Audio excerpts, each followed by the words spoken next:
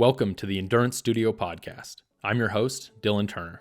I'm an avid ultra-endurance cyclist, bikepacker, and runner, and I'm on a journey to learn and share everything I can about how people can push beyond their limits. This podcast will explore all aspects of endurance through conversations with people I find unique and interesting. There's always an amazing story of accomplishment and failure, and always something to learn.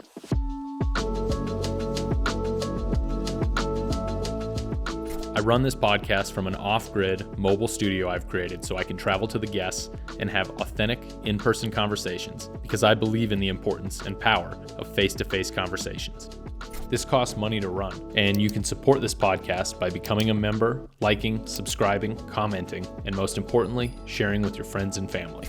I don't have any advertising or sponsors right now, but if you're interested, please contact me at theendurancestudio@gmail.com. Thank you for watching and listening. Today's guest is an accomplished ultra-endurance runner. She has completed 28 ultramarathons, including the Zion 100, Javelina 100, and in 2023, the Cocodona 250-mile running race. She started running in 2009, and I've had the pleasure of watching her evolve from a few laps around the track to completing one of the hardest races in North America. She currently is in the midst of training for her second round at the Cocodona 250. I'd like to welcome our very first guest to the podcast and my wife, Jessica Turner. So we're here in Superior, the lovely town of Superior, Arizona, yes. And you just finished up a training race. Yes. And what was the race? What was the name of the race? Copper Corridor 50K.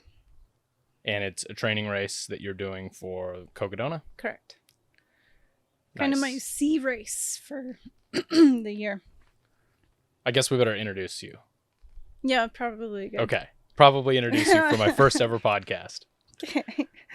You're my lovely wife, Jessica, and you are the first podcast guest because I think what you're doing, Cocodona, is absolutely insane.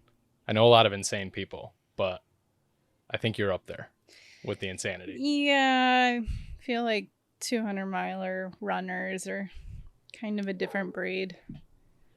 250-mile runner. Yeah. Do you just like... It's an extra day. It's drop off that 50 miles, like round up? Is that 200 to 5? Couldn't people class them as like 200-milers? You know. Right. That's like the next step up. Yeah. Yeah. So I just finished this race and I am so phlegmy. Yeah. I need a cough button. Okay. It's okay. But yes, doing a training run. Going into this, I felt like really exhausted all week. So I was really worried about how today was going to go. But my coach was just like, it's time on feet. Just enjoy it. Have fun out there. Nail your nutrition, hydration plan. Like, use that as like a training run for Cocodona, you know, and like kind of have some ideas on what you want to do when. And then I bonked. You bonked on this race? I did. At what mile-ish? Mile 12-ish. And this was a 50K? Yes. Yeah. Yeah. I bonked for a good 4 miles. Because of the heat? I think so. And I think I wasn't hydrating early enough. Because I always start these things pretty hydrated, but I didn't realize how warm it was so early. So I don't think I took in enough liquid. Yeah. And so after I left Pick a Post aid station for the second time, I started to feel kind of off, and then it kind of hit me and I was like, oh, I messed up. I should get on top of this right now. So I stopped. I ate a Snickers bar, drank a bunch of water, Guru Octane, had some Pickle Blast, and like just waited for all that to kick in. Yeah. And then I felt better, but it took a while. After a little bit, it kicked in. Yeah. So let's back up a little bit. So you're a finisher of Cocodona last year. You completed Cocodona last year, 250-mile running race. You lost your toenails, and then you were like 2 weeks later, everybody was asking you, are you ever going to do this again? Are you ever going to do this again?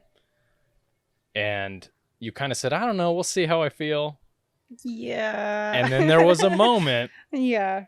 So can you tell me a little bit about the moment where it changed from let's see how I feel to we're going to do this again? Yeah. So it's funny because you did Pinions and Pines, the 500-mile race. And while you were gone, I was like, I think I want to do this again. And I was like, I can't tell him until he's done with this race and is like had closure on that. Because that was like, our month of May last year was crazy. We went from Cocodona straight into Pinions. And I feel like there was something else. Yeah.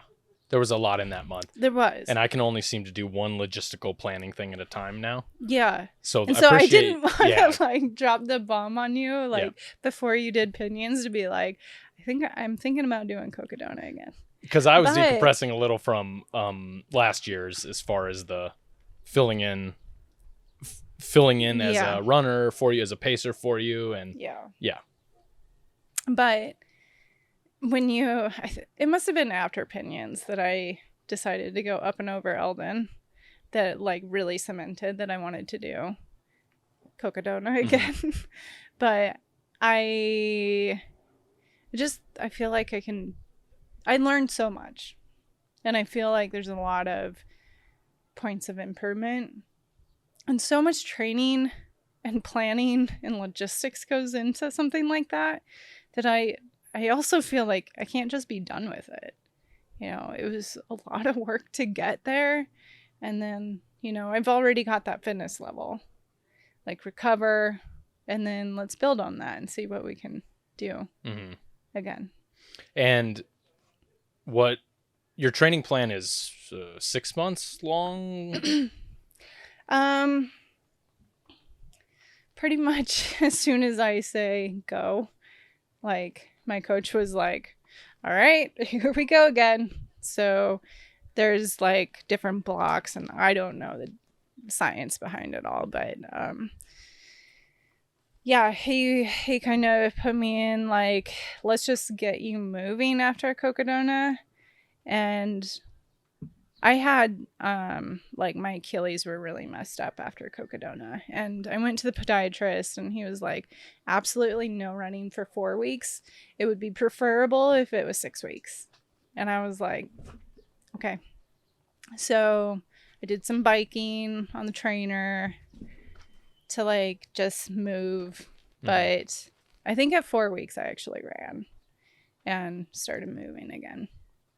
But it was a long road because the bottoms of my feet were still numb for a couple of months after Cocodona. So like relearning like that, what that felt like with numb feet was an experience. Yeah. But they finally did come back around. But the nerve damage on your feet? Yeah. So you had what we would call extreme nerve damage to your feet? Yeah. From what I hear, though, is pretty common in 200-mile runs. I've heard a couple people say that. In fact, one of the volunteers at Jerome aid station was like, oh, I've never gotten the feeling back in my feet. And in the moment I was like, what?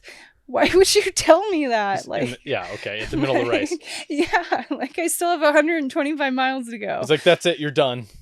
You're never going to get feeling back in your feet. Oh, okay. Well, I guess I better just keep going. Have fun running the rest of this race. I just dropped a life bomb on you. Yeah, like he was like, that's my life now. And so like that was kind of in the back of my head, like maybe it'll never come back. And yeah, but I went to the podiatrist. He kind of like did a couple things to test to see where like the source of the nerve damage was, and he was like, it'll come back. It's just going to take time. Yeah. And I didn't really pay attention to the timing of it, but like it took a couple at least months to get it feeling again. Fully back. Yeah. So,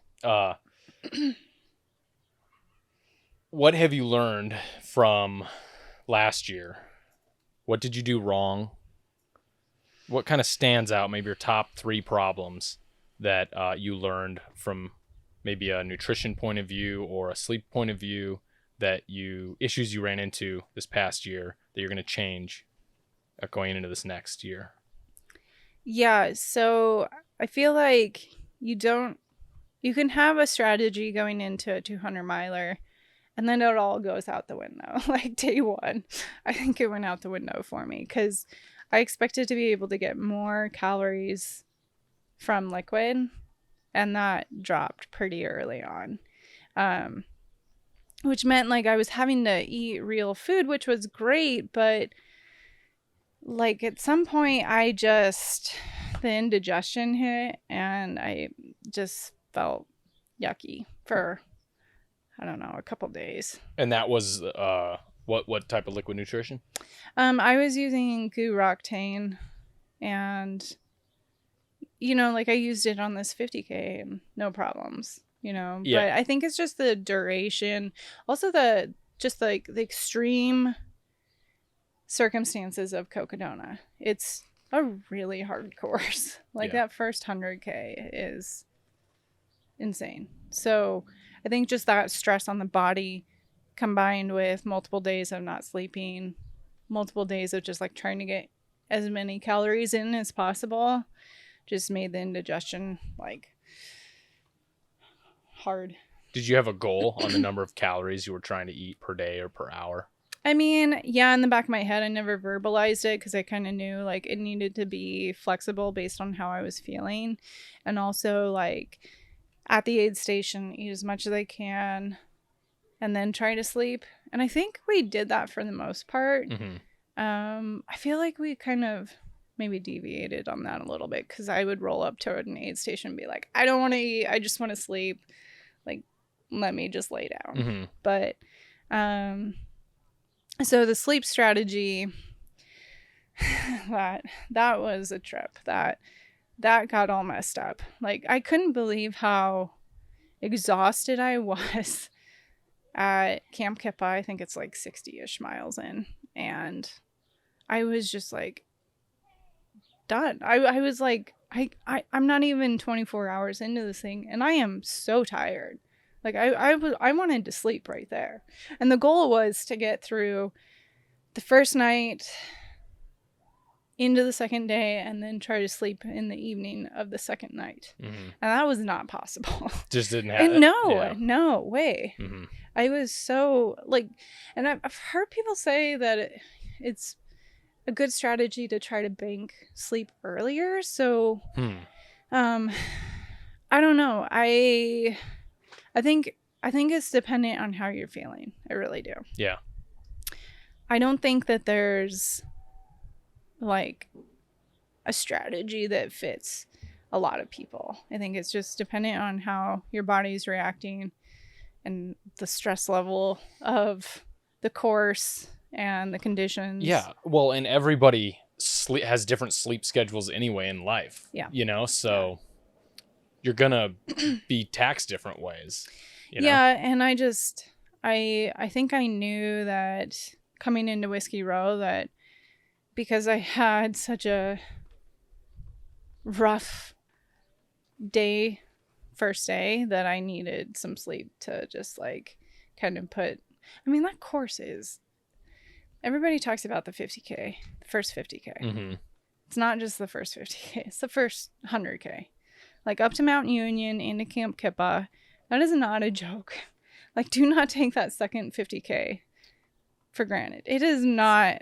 From Crown King, essentially into Whiskey Row, into Prescott. Yeah, like to the top of Mount Union, Camp Kippa. Like, no crew is allowed there, but. And it's very high. It's very high. Yeah. It got cold that night, but that Yankee Doodle Trail up into, oh God, I can't. It was so overgrown, I think, because of all of the moisture that we had gotten, and I don't think people go on that trail except us crazies. I passed right by it on my bike. Dana and I looked at it and we were like, nope. No thanks. This is not going on pinions. And we're pretty crazy. It's nasty. Yeah. I mean, the overgrowth on the trail, like you're just like kind of shoving branches out of the way to try to get through. It's just slow. It's rocky. It's hard. Did you have arm covering? I had long sleeves for the first until Whiskey Row, I guess, first day and a half. Yeah. And then I changed to Whiskey Row, which was so refreshing. Yeah. Right. So you're going to possibly change up your sleep strategy this year? Yeah, because last year I kind of had some time frame goals, and you knew based on when I was coming in how long I could sleep based on those goals, but those were guidelines.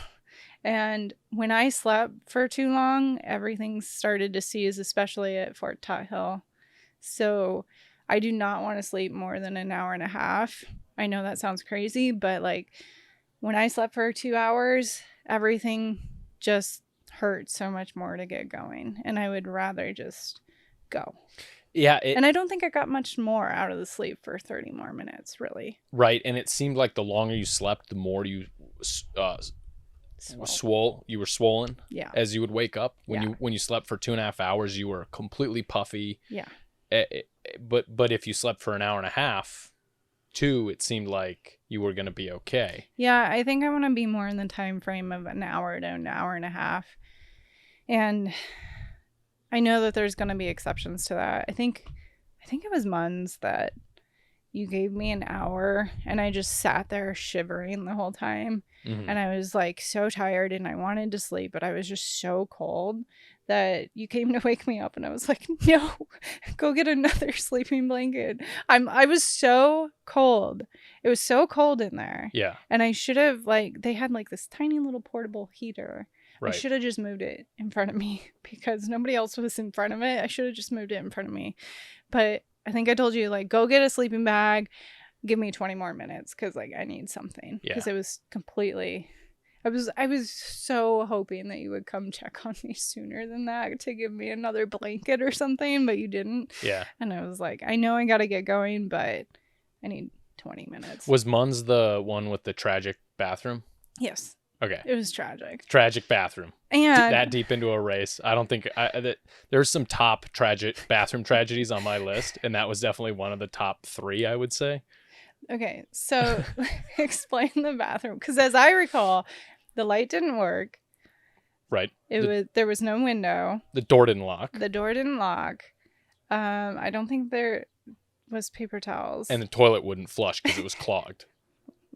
Like pretty much everything about But I didn't bathroom. care. Do you know what? I did not care No one one bit. cared. I didn't care if somebody walked in. I didn't care if it was going to overflow on me. It was Nobody a cared. toilet. Yeah. Like, everyone lost their inhibitions by that point. Isn't that fascinating? It really is. You change so much throughout these races that you just change your perspective on everything, and something like a tragic bathroom becomes, well, at least it's a seat to sit on. Yeah, I know. And not the desert or the forest. Can I tell you that when I left Fort Hill, like my body was just like going into shock, and I'd picked up Renee. I don't know Renee. Like, I've met her once, she's awesome. Turns out she was amazing. Couldn't have asked for a better closer pacer. I really couldn't. Yeah, she was kind of like a military discipline. Yes. Disciplinarian. Which is what I needed. What do they call them in boot camp? I don't know. Yeah. Yeah, one of those. She was. She didn't let me. She was no nonsense. She's like, she's a badass. Yeah. Like straight up, she is a badass, and I respect her for dealing with my antics. Was that strategic that you placed her in that position, or that was just coincidence? No, last year I was scrambling for pacers, and she answered the call. Like, she didn't have to, and she just did. Anyway, so I picked her up. Barely know this chick, and like my body's seizing. The Eldon Crest 36 miler race had started, and my body's freaking out, and I have to go to the bathroom like every 10 minutes for like an hour. Mm-hmm. And at a certain point I was like, I don't care. Like, the first one I was like, all right, Renee, I gotta stop, and she'd wait for me. And then at one point I just like got off the trail, pulled my pants down, did not care if anyone was looking or if anyone was oncoming, because like I was so exhausted that there was zero care. Yeah. Zero. And there was one guy that was like, I'm not looking. And I was like, I literally do not care if you see everything right now. I just want to finish. And we're back. So anyway, yes, you lose your inhibitions. Inhibitions, absolutely. I think it's a very interesting place to be, because you just get to a very raw level of who you are, what makes you tick, like what your brain is doing. And I don't know, I was full of appreciation, like on all levels. Waves? Did it come in waves? Yeah, for sure. Because at that point, the sleep deprivation was so intense that it felt like my brain was over here and my body was here, and that I was just like, somebody else was controlling my body. And it was like, not, I don't know, it was an experience all. So you were having an out-of-body experience? Yeah, I think more or so. Less? Or dissociative experience? Yeah, at one point we were going up Eldon, and I was like, wait, where am I? and then I like asked Renee, I was like, am I okay? Are we okay? She was like, yes, now get your ass up this mountain. And I was like, okay, yeah, let's go. Yeah. But yeah, it's a wild experience. Layering the sleep deprivation on top of the extreme exhaustion is definitely a different thing. I've only done the sleep deprivation once to that level. And usually I need a minimum of at least 4 hours. Yeah. I've tried to push. Do you swell? I do. I swell pretty bad. You do. And I think it's mostly water retention. Yeah. Is what that is. I swell less now that I have found Tailwind, and I've kind of found the balance of electrolytes that work for me. Yeah. But I swell when I do get dehydrated during an event. I will swell for the week afterwards. My ankles will swell. It'll just be a dump of liquid basically. Yeah. And I pee a lot. Just it's all the liquid trying to, because my body kind of held on to it, right? And said, you're not letting this. But it's also a healing process. Right. Yeah. On the muscles. Your body does that. And on everything. Yeah. It's insulating your body more or less. Do you envy the people?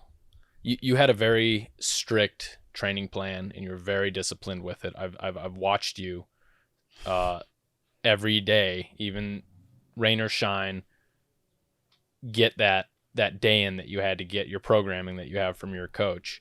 There are a lot of people that can just go out to these things and they're maybe very athletically gifted and they kind of fly by the seat of their pants and they just show up to these things, and you kind of secretly are like, I've trained so hard.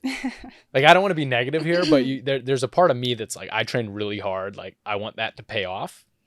Do you get envious of those people that can just walk out and just finish things like Cocodona? I would say maybe a little bit, but also I wish I could be that free. Because I'm like not, I'm such a routine person, and like if I miss a workout, I feel like I've taken 10 steps back, and I know I haven't, and I know that that's part of it. Like, you get sick, you have graduations you've got to go to and whatever, but I wish I could be that free. Like, I know that people like can do that, but I need the structure. Yeah. I also need that to build my confidence, because I think if I hadn't done the work every single day, then there's something in the back of my head that says, well, you didn't do that one workout. Like, what if you did that one workout? Would it have mattered? Or, so. Does that come back and haunt you sometimes in the race? Does those thoughts pop in? No. Okay. No. You're just kind of in. No, I entered Cocodona very confident. I think you asked me as we were walking up to the start line, like, are you nervous? And I was like, no, because I've done the work. I know I've done the work. Yeah. So now I just got to go do it. And part of that work was the training run for the first 37 miles. Yeah. And that you said was very critical in the process to experience that first 37 miles. I think everyone should do it. I really do. Because you don't realize how remote, how much it's a desert out there. Okay, granted, like last year was a little weird because we had so much moisture from all that snow. Mm-hmm. But there's so much mileage that is rugged. Nobody's driving out to you. Nobody's coming to get you. Like, you will get yourself out, but you better be prepared. And that training run, I didn't take enough water. So I learned like that I needed more than 4 liters. So when I did it for the race, I took 5, and at mile 25, you can refill with 1 liter. I did that, and I filtered an extra 0.5 liter. And I had just enough. Mm-hmm. It's a lot of water to carry, but like, you should definitely do that training run just to have a sense of how exposed it is, because I don't think people realize the desert is super exposed. It's super rocky. It's a lot of elevation gain, and it's just a hard 50K. I mean, I just ran this 50K in like just over 6 hours. That 50K up to Crown King was like 12.5 hours. Whoa. Yeah. And it's so remote that the first water station, they have to bring it out with mules. So not the first one. So they have an aid station at mile 8, and then they have water at mile 11. And then mile 25 is the one that, that's how inaccessible it is. You can't drive a truck in. Yeah. With water for the aid station. They mule it in. And that is why they limit it to 1 liter and 1 liter only. They ration it. Only pack so much in on mules. That's unbelievable. I've never heard of another race that has done that. I'm sure they're out there, but that just kind of puts into perspective the remoteness. And you're in a wilderness area. At that area, at that section, no roads, no nothing goes to it. No, I don't think people realize, like, I ran with a girl from Missouri, and she was great. Beth, we ran by this big boulder, and it just made me laugh because she said, even the rocks out in Arizona are cool. And so, like, that just stuck with me. But like, it's people like that I'm like, do you have any idea, like, how remote, how much, like, the desert can just suck the life out of you? Mm-hmm. Because I worry about those people a lot. Like, there was a guy from Michigan on this race that didn't expect the heat, didn't expect the exposure, and ran out of water in the 11-mile stretch on this race. You know, and it's just, if you haven't experienced the desert, it eats you alive. So everyone should do their training run. I mean, I'm doing it again this year. Yeah. How did you like the Pick-a-Post section of this? Oh my gosh, so pretty. I think it's Martinez Canyon is the name of that canyon. The desert's so green. Yeah. You know, Nagatillo all had their leaves, and there were some flowers out there that were just like these pops of yellow. It was really pretty. Yeah. Yeah, this section for me is very close to my heart. It's where the Arizona Trail 300 ends, which I've done that twice. And so that last bit right by Pick-a-Post Mountain is always glorious because it's the end for me.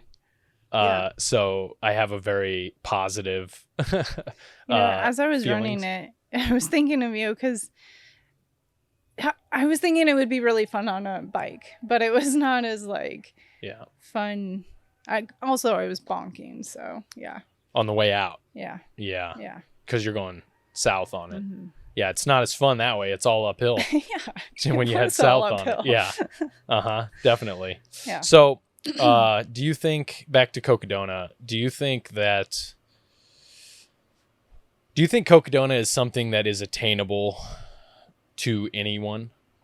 Or do you think do you think essentially it's intimidating? Yeah. It's an intimidating distance and an intimidating thing that you've accomplished. Yeah, I really think anyone who's done like 100-miler can do Cocodona. I mean, I think even like a determined person who's only done like a 50-miler can do it, but just be prepared to do the work.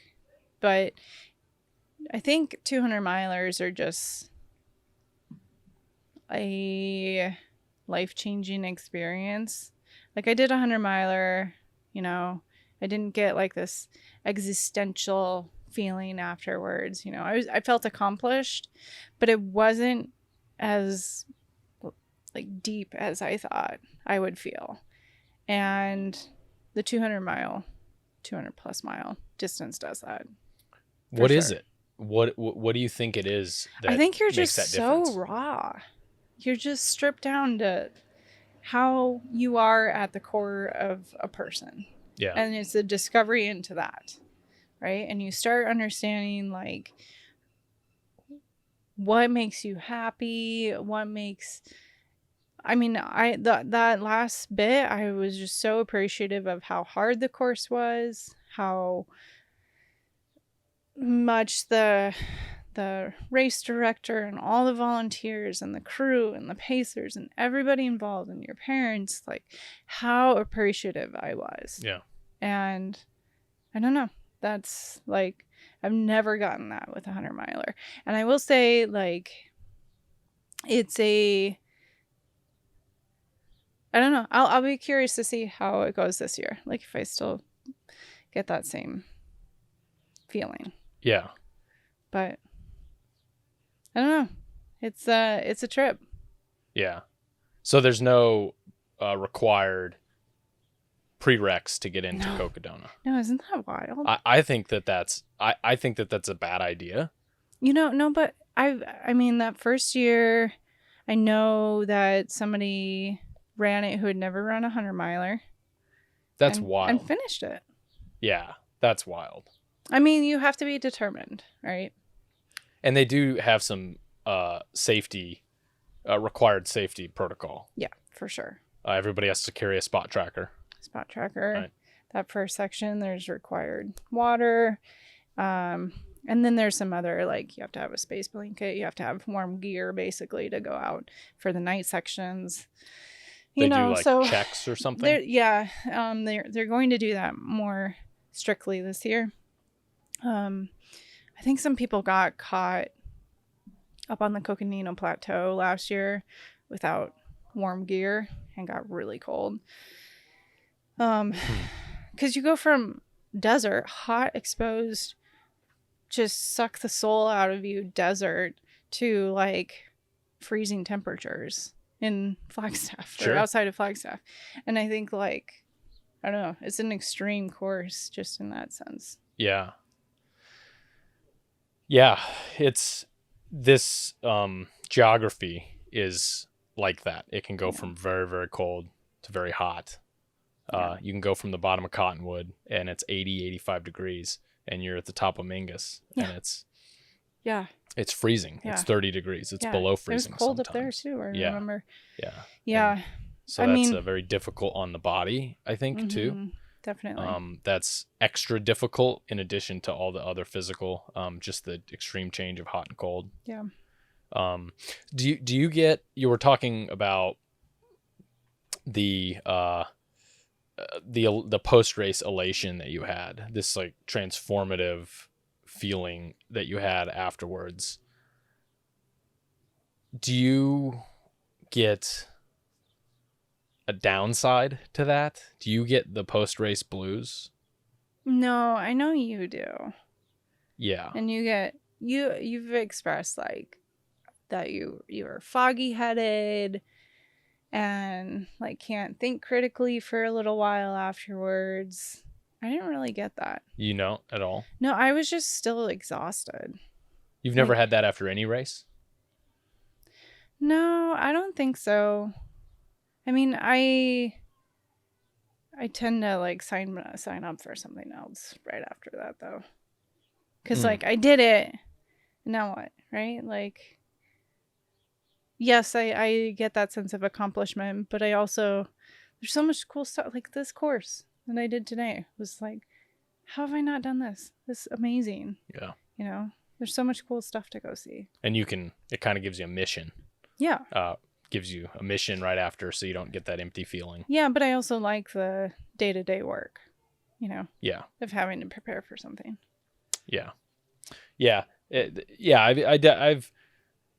I think I've gotten worse. If I've gotten more dehydrated, I think I have a worse downside, a bigger downside, emotionally.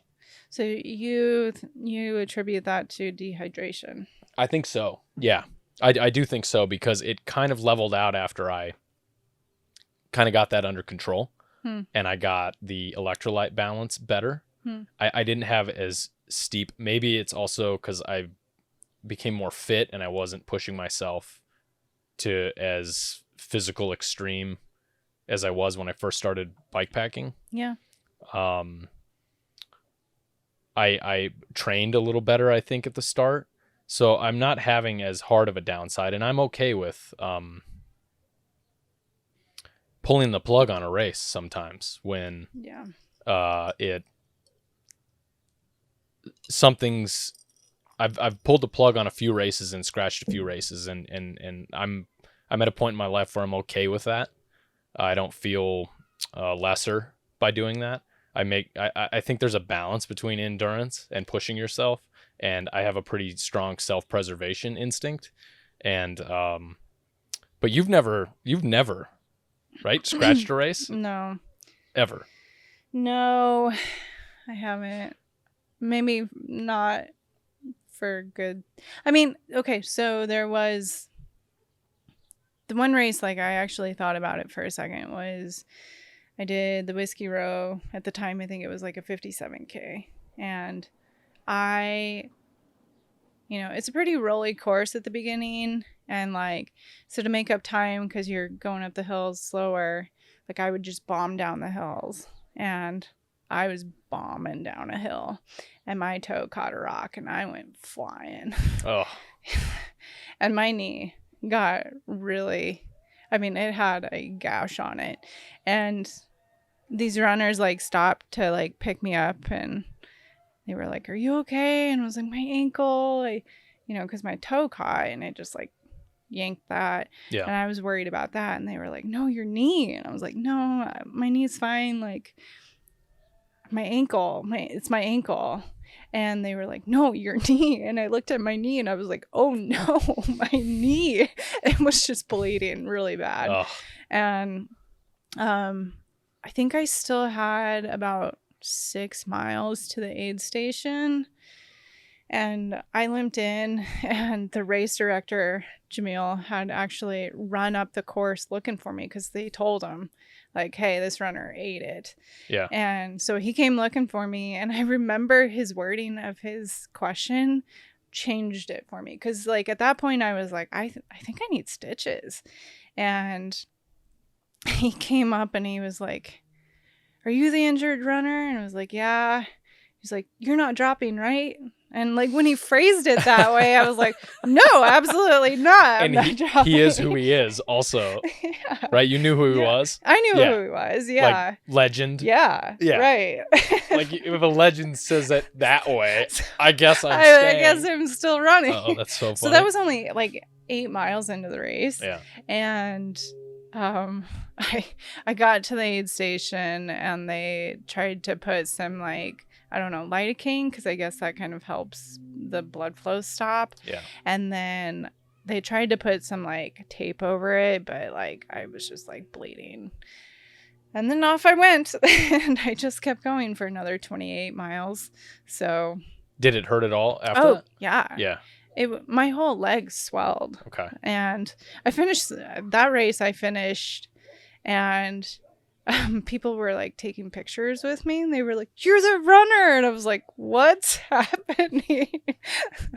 And then I like got to the medic tent, and they like come cut my leggings off and like tried to patch me up, and then I had to drive home, and by the time I got home, like my leg had swelled from like mid thigh to my ankle, just bruised. Yeah. So I probably should have DNF'd on that one, but I didn't. No regrets though now. That would have been your one mark on your perfect record. I mean, that race took me forever, but I finished. That's the only race you've ever thought about scratching? Yeah. Wow. Yeah. Yeah. I mean, I had bled so much that like my whole legging was just like soaked. And I was like, this probably isn't good. Yeah. Off I went. Do you get I have this thing, I've heard this thing, you get the demons come up when you're in these low places. The negative thoughts, I guess, is what the demons are for me. And I've tried to learn how to suppress them a little bit, try to turn them into something more positive. But one of those demons is usually I try to find excuses to head towards the idea of quitting. For whatever reason. Do you get any of that during races? Or are you like fully determined? When I do these things, I'm fully determined to finish.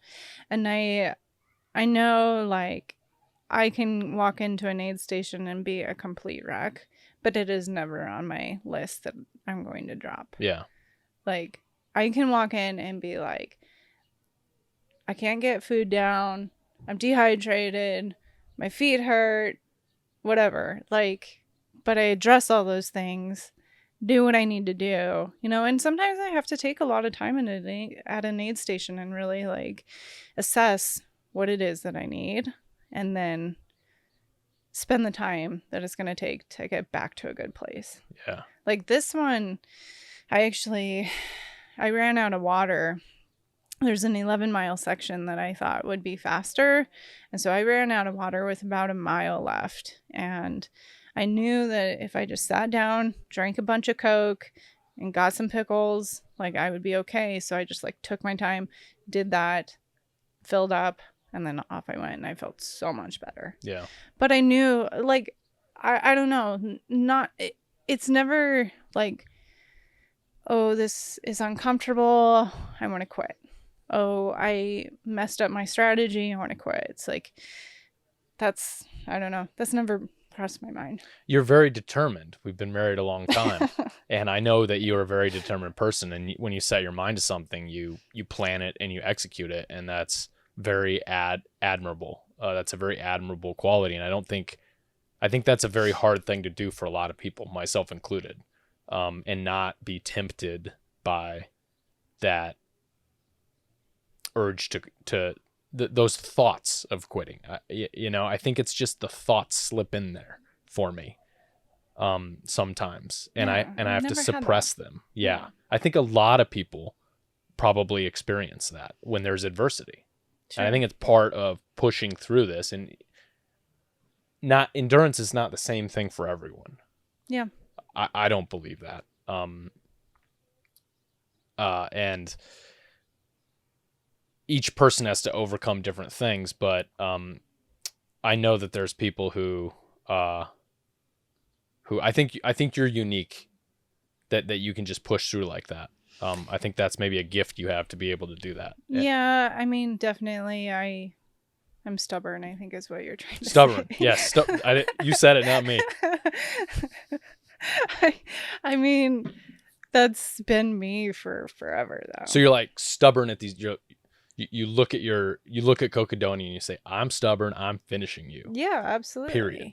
Absolutely. No matter what. I think if you even have that thought for even a millisecond, Cocodona just strips you down. You're gonna enter that idea. I honestly think like you have to enter that with every intention to finish the race. Yeah. You know, unless something catastrophic happens. But I mean, I don't know. I mean, from a very young age, I knew like I was going to college and I was going to get a degree in math and I was going to do these things. And like, I set myself up to like do this. And I think I've always been that way. And we're back. Sorry about all the background noise. We're a quarter mile from the start and finish of this race. Yeah. So there's lots of people cheering and ringing the dingle bells and cars driving by and all kinds of things. That's part of having a remote studio. I'll have you know that I got the permission of the Superior Police Department to set up my tent, my event tent here in this bank parking lot. So I was gonna stealth set it up in the church down the way. That's nice of them to give you permission. But yeah, so they were really cool about it. So shout out Superior Police Department. It's a really cool town. Yeah, I didn't realize it was so nestled up against the mountain. Right. Yeah. And on the other side of the mountain that's just behind us here is a giant mine, a giant copper mine on the way to the town of Globe. Yeah. So it's a very interesting area, and the Arizona Trail runs just by it, which is part of what you ran today. Yeah. So do you have advice for someone who wants to do, maybe someone who's done some half marathons, 10Ks, 5Ks, and they are thinking about transitioning into ultra marathons or even something maybe 100 miles? Yeah, so I can just speak to my experience, but like we were talking about earlier, there's confidence building as you put in the work day after day after day. And I always tell Janae, like, drops in the bucket, because she's recovering from like total knee reconstruction after tearing everything in her knee, but she understands that too, just putting a drop in the bucket every day. Like, it doesn't seem like you're doing much, but like a 45-minute run, hour run, like, it's a drop in the bucket. It may not feel like a lot, like on the grand scheme of things, but it adds up, and it contributes to your overall fitness. And just showing up every day also like brings that confidence. But I think, like, for me, I needed the next little step to make sure that I could accomplish it, instead of just like going from a marathon to a 100-miler or something. Like, I did a marathon, and then I did a 50K, and then I did a 50-miler, and then I did a 100-miler. So I would say, like, it's kind of up to your personality, but I needed the confidence to know. I mean, the 50-mile to 100-mile is a big jump, obviously. Yeah. But if you're out there suffering through 50, you can do 100. Yeah. You can. You can. It's all in your head. Yeah. It's the determination. But I think, for me, I need that confidence. So I needed to like plan it accordingly, to like work towards it incrementally each time. And yeah, but I will say, like, having a coach has made a huge difference in confidence building too. Yeah. Trusting the process and the knowledge that he has been huge. Yeah. And he sets up programming for you, and all you got to do is show up and do it. Yep. I don't have to think about what's next. Yeah. There's strategy, and then there's feedback. Like, I went to him Thursday, and I was like, I'm exhausted. And he was like, okay, I mean, you're probably not going to do great this weekend, but just show up, time on feet. This is not your A race. So, and then I PR'd it, so I don't know what happened. Yeah, you just happened to accidentally PR it. Oops.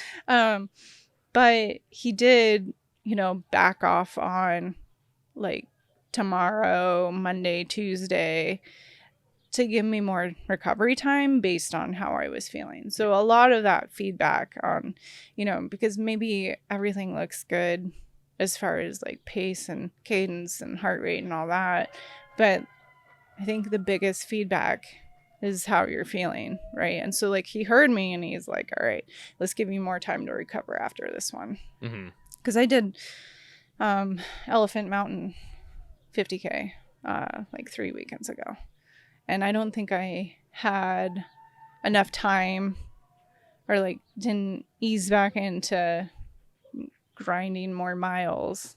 And so I think that's why I was feeling so exhausted.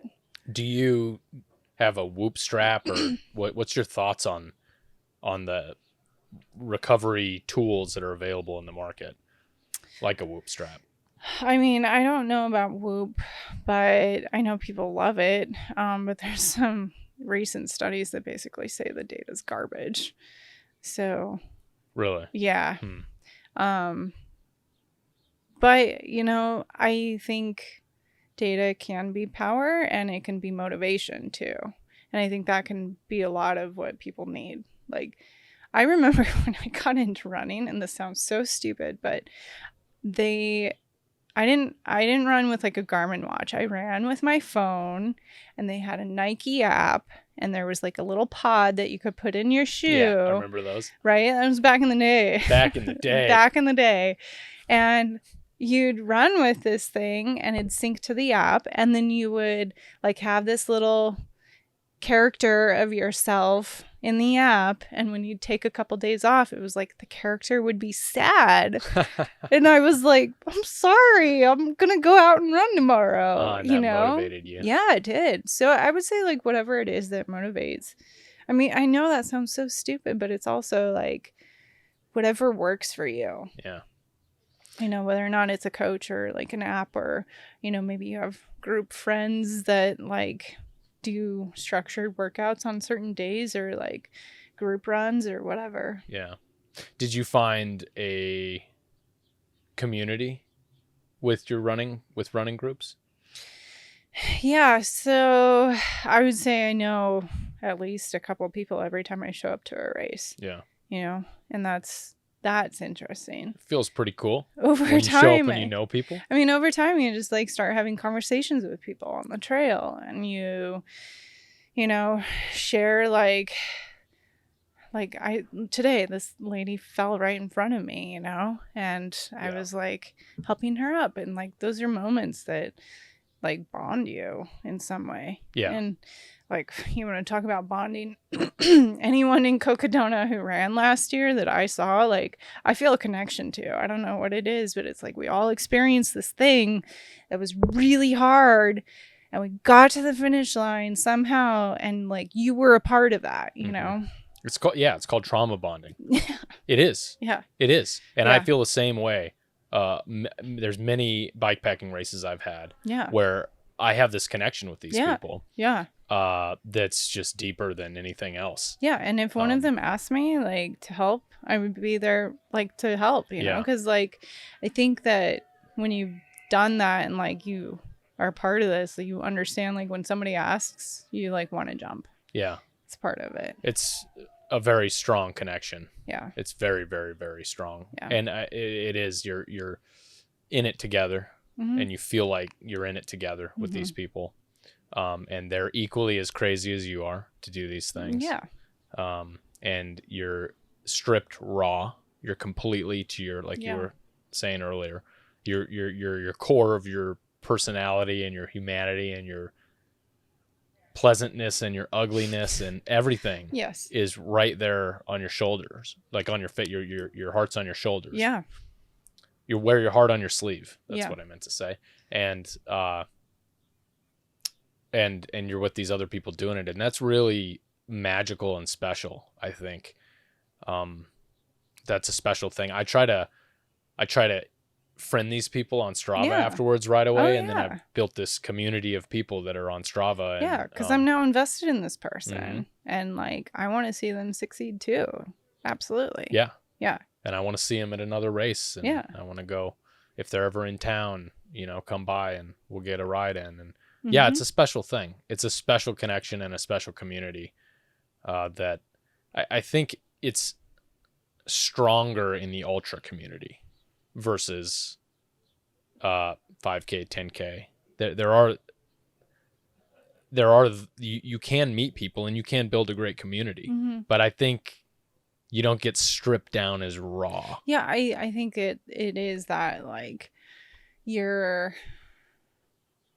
suffering together, and like whether or not you're at the same level of suffer as the other person, it doesn't matter, because like they were there in that moment when you needed it, or vice versa, and there's this understanding that you contributed to the success too. Yeah I remember I have a moment in Pinions and Pines that was in Christopher Creek, I think, on the 500. and it was like the 4th day in, and I made it to this restaurant on time, and Matt Annabelle's sitting there and he's eating, and he just kind of looks up at me and smiles, and he's just kind of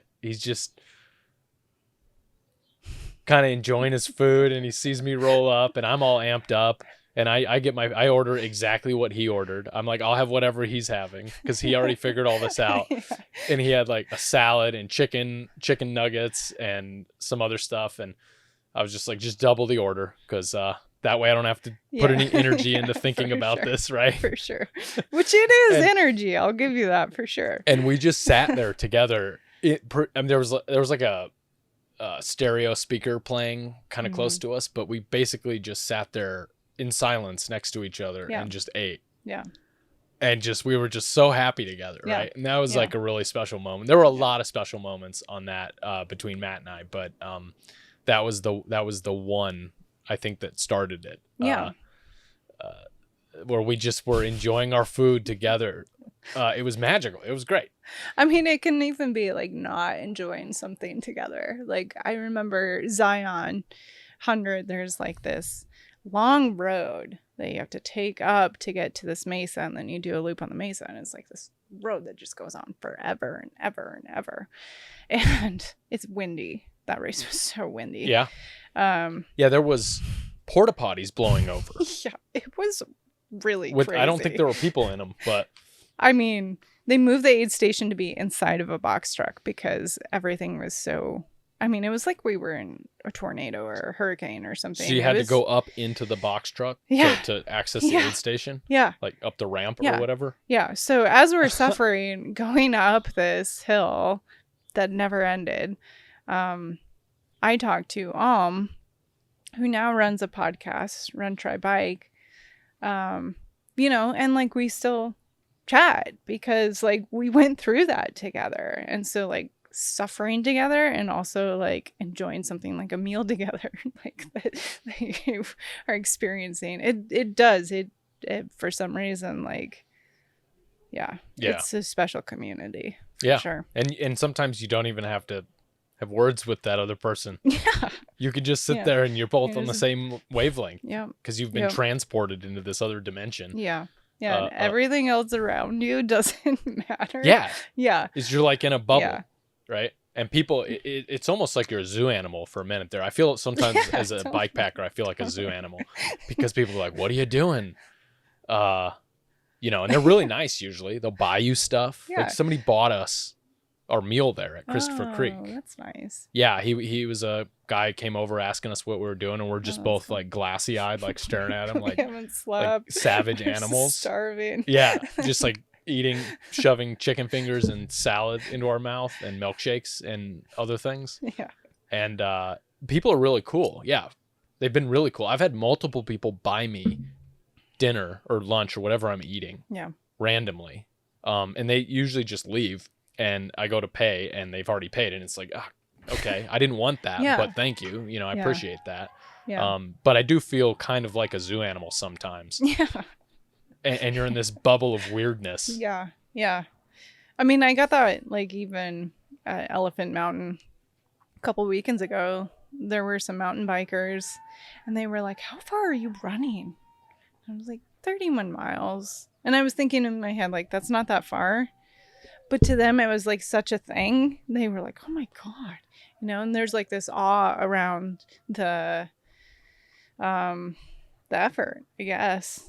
But yeah, it's interesting. What was your first running experience of note? Did you play sports as a kid? Yeah. Yeah. So I played softball mostly. Running was always a punishment. And if you messed up in a game, we'd have to do suicide sprints, and it was, oh, you're acting up or you're talking back to the coach, like you have to run a lap around the field. And like, it was punishment, which is awful.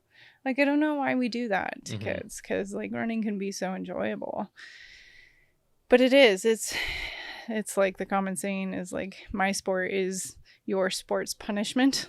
And yeah, I don't know why we do that to kids, because it can be such a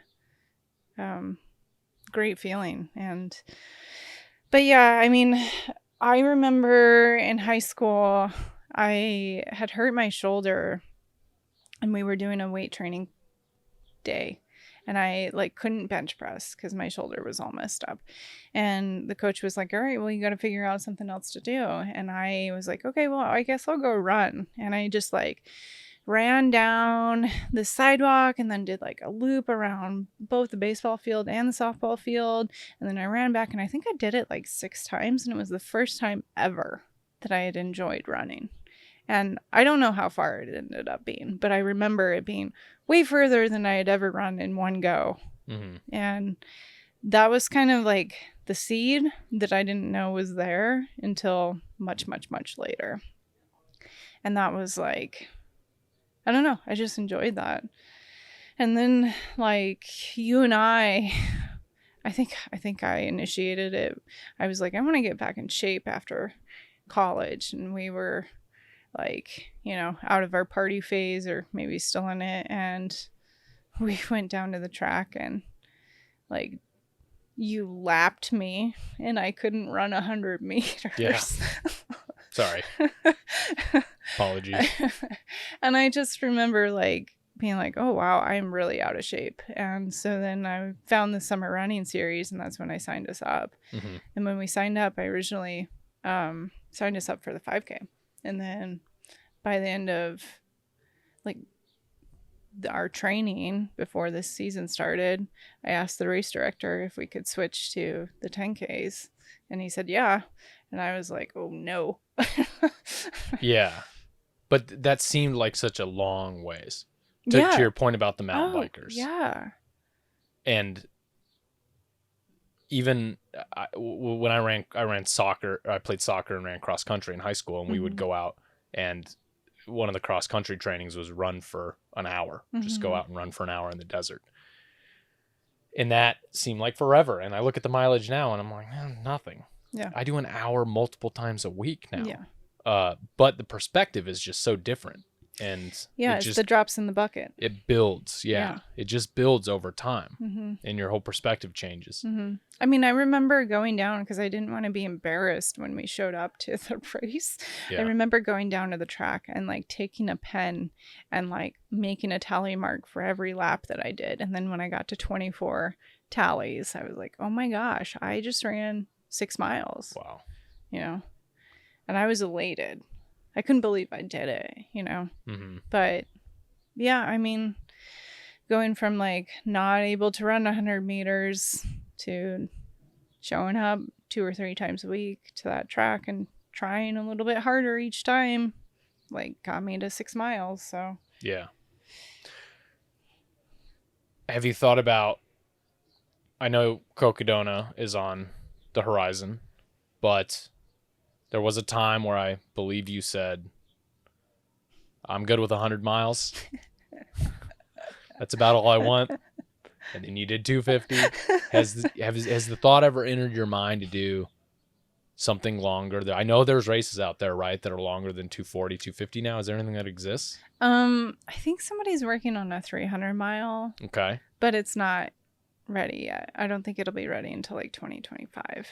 So you have done the longest thing that exists right now in North America? I think so. I don't know for sure. I haven't really looked. Okay. Cocodona is just so accessible for us. Sure. You know, yeah. I don't have to worry about too much planning. I don't know how these people do it. Like going to Moab.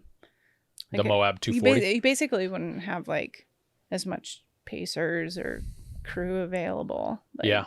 And just have to be more of a solo runner. Yeah. Which scares me. Why does that scare you? Well, because I got to check out when I had a pacer. I didn't have to pay attention to the course markings. Like I could just like follow the person in front of me, you know, and I didn't have to like think about what, you know, what turn we have to make or even just like what, like the footing, you know, I just copy the footing and that was such a huge, I mean, you have to think like all that mental energy is energy. Yeah, right? Sure. Yeah. And not having to think about where we are on the course or like, you know, all of that was taken care of for me. So I don't know, maybe one day I'll get there. Yeah. I mean, there was a guy at Crown King that I sat next to who was like, I don't have any pacers or crew. And like, the aid stations were like, all right, you got a drop bag. Like, let me help you, Yeah. That's a feat. That's a feat to do that. It's part of the complexity that I absolutely am obsessed with in self-supported bikepacking. I go back and forth between supported and self-supported, because I like the complexity that adds of being self-supported, and having to figure out how to conserve your energy when you're in resupply, and figure out how to navigate things. Like there's a guy that does pinions who doesn't use a GPS. He pre-rides the whole thing a couple weeks before. Yeah. What? And then doesn't use a GPS. I'm not sure why. I have great respect for him because there was a time where I didn't. But it gets into a question about, okay, that adds more mental energy, right? Absolutely. When you have a GPS, that was a cheat code for me when I got a GPS and figured out how to use it. And then got it dialed in exactly so that it helped me find the course with the least amount of energy involved. Yes. Because every little bit it is especially when you're sleep deprived and you're pushing beyond your limits, every little bit is an edge. Right? When you're racing. Yeah. And that's incredible that he does that. Yeah. I'm not sure why. I gotta talk to him, but he goes off of paper maps and stuff, which makes it very difficult. I've done paper maps and I've gotten like severely lost and had to backtrack for 6 or 7 hours. So it would be a different level for you if you didn't have a pacer and you had to pick your own lines and you didn't have as much crew. I mean, you could have some crew, but I think some of the top three females in Cocodona last year, I believe a couple of them didn't have crew. I mean, I don't know how these people do it. I honestly don't know. Because of the emotional support? Yeah, absolutely. Because when I knew I was going to see you, I knew I could just melt and be like, help. I don't know what I need, but help. Yeah. And then you decipher whatever it was. Hey, here, have some soup. I don't know. I don't know what I was but doing. It worked. Yeah. Okay. Great. Excellent. I was better by the end than the beginning, for sure. I had it figured out by the end of it. Day 5. I think Deer Pass, I was a wreck. I felt really bad for Lisa Ray for that section was when I really started to have the sleep deprivation, and I was really still trying to control getting my brain back in my body. You were lassoing it back in, trying to come on, let me get a grasp on things. And then at one point you were just like, it's just let it go. Well, the last day. Yeah. So I'm going to embrace that a bit more this time and really just it is what it is, and stop trying to think I can fix it and just roll with it.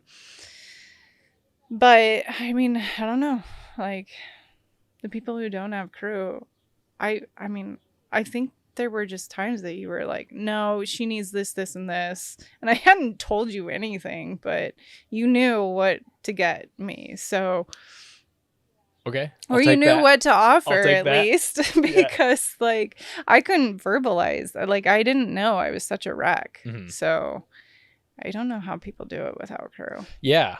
Well, and it goes into the argument of in the bikepacking community, the self-supported bikepacking community, there's the argument of do crews, the media support argument. And it's a very interesting debate. And it sounds like you feel that. Well, even if you weren't helping me get things, just knowing that I was going to see you was a huge boost emotionally. Yeah. I mean, it just is. There was a Radiolab podcast that covered that. Specifically in bikepacking. Yeah. And and there were some studies cited in that it did. Yeah. It did have a physiological impact. Yep. Absolutely. Yep. People. It was specifically people you know. Yeah. And not it didn't really change as much for people for strangers if you just came across strangers. Although when you haven't seen somebody for a day and a half, it's kind of nice to see somebody like the Circle K worker. Yeah. Like, I've had some really interesting conversations at 2 a.m. with the Circle K workers. They're like the coolest people ever. Like they're the most underappreciated people is the 2 a.m.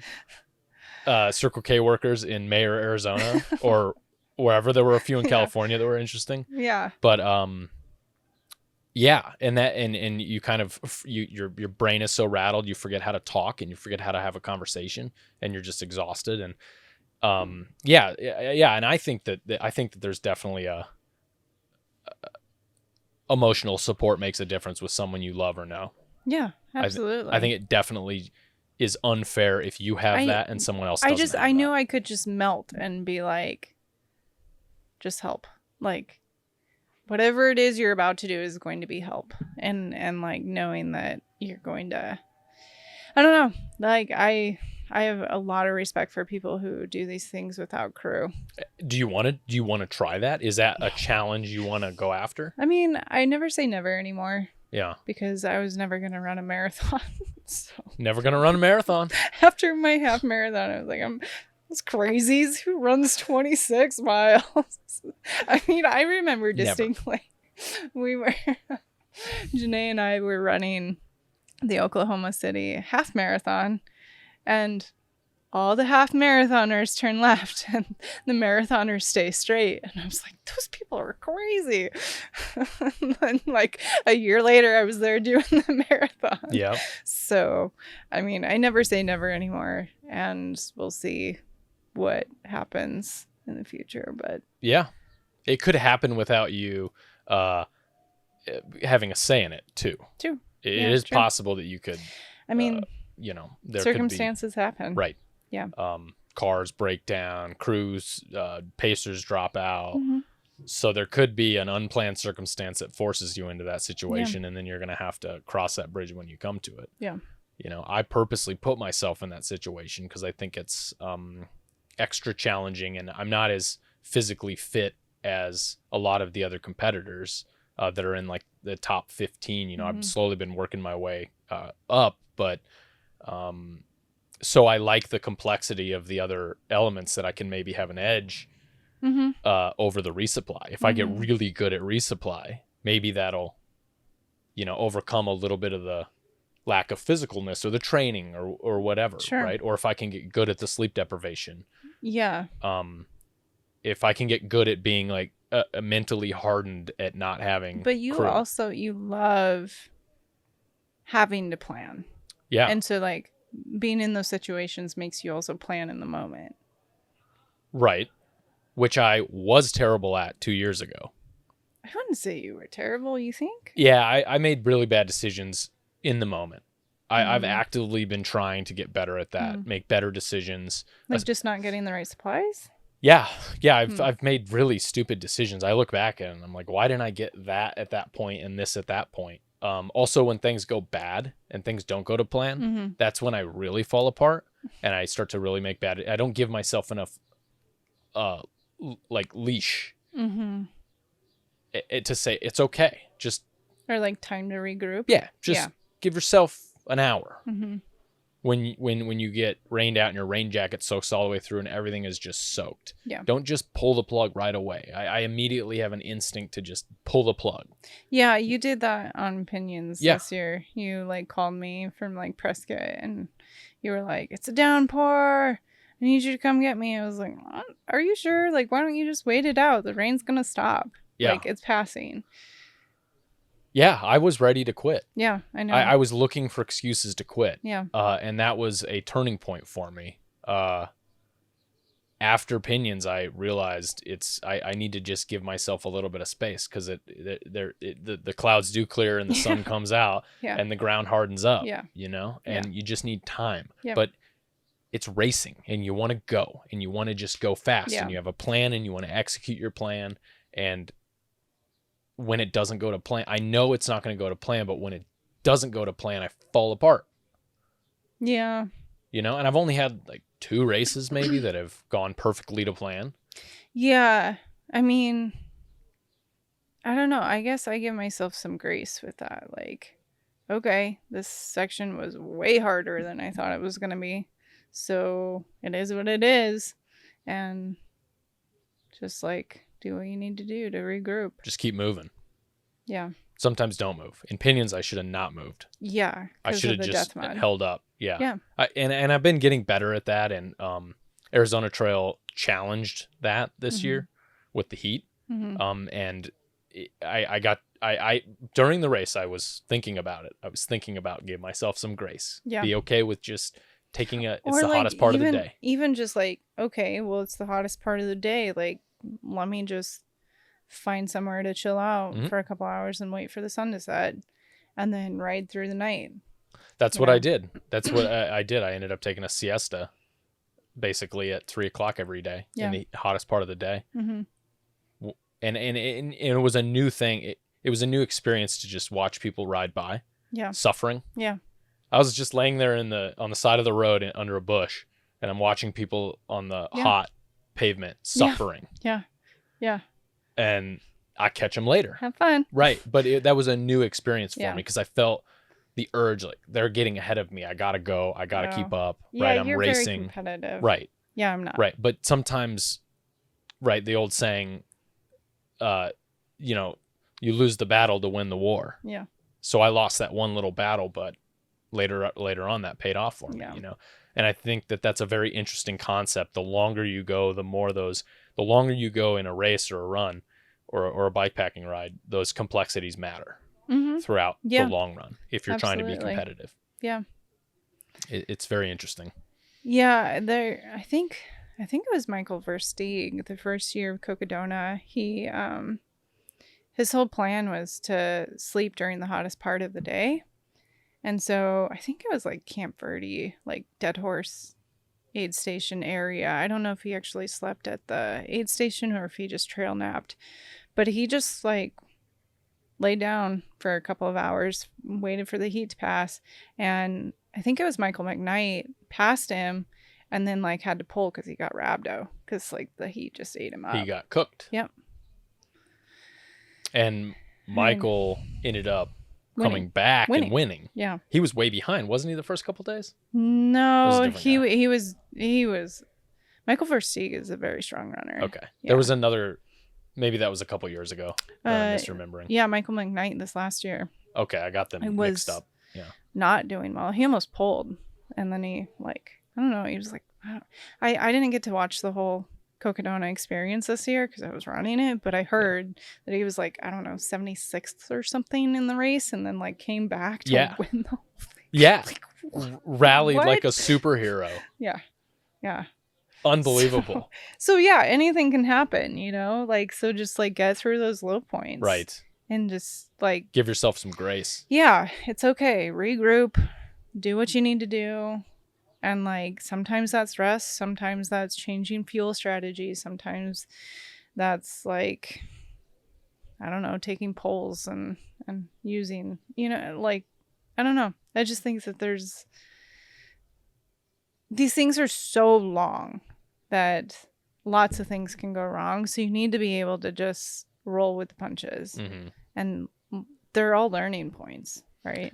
Yeah, well, and when you're in it, when you're in the low point, when you're in the bonk or you're in the cramping or you just feel horrible, it's so hard to think that will pass unless you've done it before. Yeah. And it'll pass. Yeah, I mean, I've experienced that, so like I know that like even at a hard bonk, like an hour from now, 2 hours from now, 3 hours from now, it's going to be okay. Like I might not feel great, but I'm not like gonna drop. Yeah. Usually for me, that's when the sun goes down. My worst time in a race is from 2:00 until 4:00 usually, no matter what the temperature is. PM? PM. Oh, interesting. Yeah. Yeah. And then when the sun goes down, I become a different human being. I'm revitalized and ready to go. And then again, late into the night, around 1:00, 2:00, that's when I start to AM. That's when I start to have my second fall apart session. Yeah. See, mine is, I do okay until the sun rises. And this may sound stupid because people to say when you watch the sunrise, it like gives you energy and you like feel good again. And I never get that. Really? I get so angry because I'm like, I still don't feel it. I don't feel good. I'm tired and like I'm watching the sunrise and I'm not revitalized. Yeah. Well, I think it's your circadian cycle. Probably. It wakes you basically you're used to waking up when the sun, if you're used to waking up when the sun comes up, you get yeah, but I don't know. It's never like, I don't feel brought back to life ever. Like, it's just the same slog. Yeah. You know? Like, when I did 2 sunrises in a row without any sleep, that's where things got really confusing for me. Yeah. I did, 2 sunrises in a row, and I started getting confused on what day was what. Oh, yeah. And Definitely. everything started to get all mixed up. And I actually lost a significant portion from my memory between that. I videoed, this was Stagecoach 400, when I stayed up for 37 hours or some 36 hours or something. Yeah. And I videoed the whole thing, and I actually had to go back and watch my GoPro video to remember certain sections of it, because it was literally deleted from my memory. Yeah. And that happened after a certain point, which was the only time I've ever kind of toyed with sleep deprivation, and it screwed me up bad afterwards. And it kind of scared me what it did to my brain. And I've always avoided it because I know there's a lot of science on how bad it is. I just feel like it's a really bad thing to do to your brain all the time. And I tried it the one time, and just I was waking up after that race. Yeah. I was waking up. I forgot about that. Yeah, waking up in the middle of the night after the race was over. Waking up at 2 or 3 o'clock in the morning in a panic, thinking that I was on the trail and like back on the race, and I had slept walked away from my camp, my bivvy, and my spot tracker and my bike, because that's my safety net, is the spot tracker.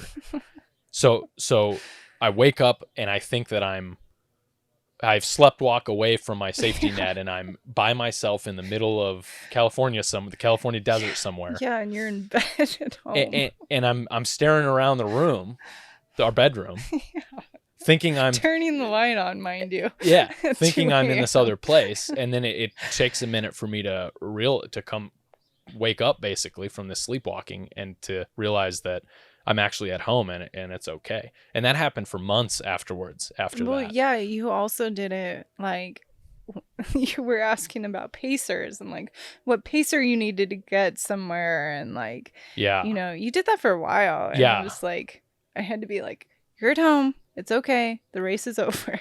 Yeah, it was scary. It was really kind of scary, because I sleepwalked. I used to sleepwalk a lot as a kid, and I don't think I've done it lately, but that was the first time it kind of came back. I wonder if there's something to that. Like, yeah. I don't know, but it scared me, and it made me rethink my strategy in Arizona Trail Race this last year. Yeah. I was like, I'm going to get 4 hours at least. Yeah. I don't know if I'm going to do that. So I don't know. And I don't know, Colorado Trail seems like it's a good opportunity for some sleep deprivation. If I'm going to do some of it, that's going to be the one that I should do it on. I'm going to do Maricopa. Storms might determine that too for you. Oh, definitely. Like, when you need to stop. That's probably, you're right. That's going to be a good, the strategy for that is going to be to give myself grace again on that one, with the storms and above tree line. And I'm going to see if I can talk to some people that know what they're talking about there. Yeah. For the strategy for that. But anyway, so, all right. Well, any final parting words for anybody that is gonna do Cocodona, or thinking about doing maybe a 50 mile race or 100-mile race? I would say do it. I mean, push yourself, and like, if I can do it, anyone can do it, because I couldn't run 100 meters. So if you put drops in the bucket every day, you can do it. And if you decide you're going to do it, be determined. Don't quit, barring major injuries. But yeah, I think people are capable of way more than they realize. And without like pushing those limits, you'll never know. And it's pretty cool to see, like, I can do this. Because it's just it's an exploration of yourself and who you are and your determinism, or how persistent you can be. Yeah. So, well, it's been amazing to watch you evolve from those laps around the track to finishing Cocodona. It was extremely emotional to watch you complete that after all of that dedication.